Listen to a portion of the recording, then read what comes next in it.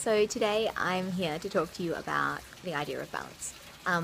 Balance is something that the yoga practice calls on over and over again, and for me, I know that finding balance hasn't always been easy in every aspect of my life as well as in my yoga practice. So the first and foremost thing to think about is let's talk about the asana practice first. So we come into the practice with strengths and weaknesses, and for many of us we might be super flexible or super strong, but it's out of balance. And the importance for all of us is to remember that as we start to move through the practice and move through the poses and the asana and we listen to our own selves, we realize what it is that we need to amend in order to find that middle line. And sometimes it takes a bit of a crushing of our ego to just sort of slow down a bit and feel what's happening in the poses rather than just trying to go straight forward and do what we feel like the right thing is. So for me, finding balance has always been about taking time, listening, and then moving forward. So that's helped in the asana practice. For me, I was always a lot more flexible than strong.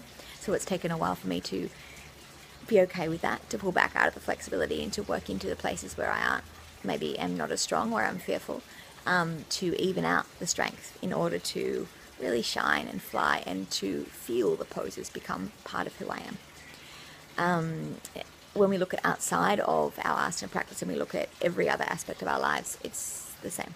So if you're someone who's super disciplined and has plenty of tapas of fire, and you're strong and you discipline and you go through the motion and you get everything done, can you find the balance by being able to let go of that?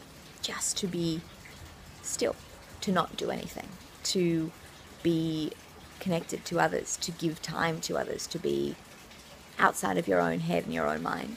Or are you someone that is always giving and always completely open and available, but never actually able to give presence to yourself?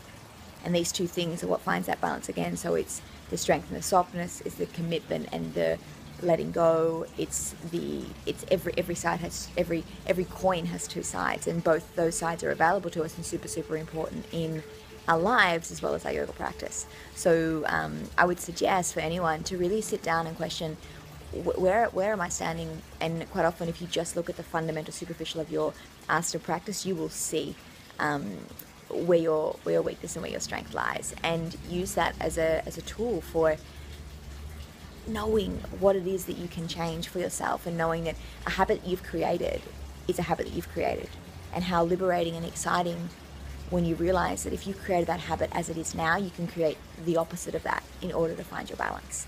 So question what's happening, always ask why, and know that your practice is yours and it's coming from you, and that is where you will find your balance, from no one else or nothing else, unless you're willing to question inside.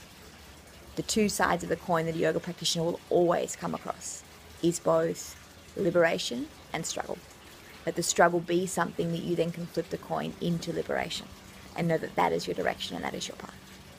Namaste.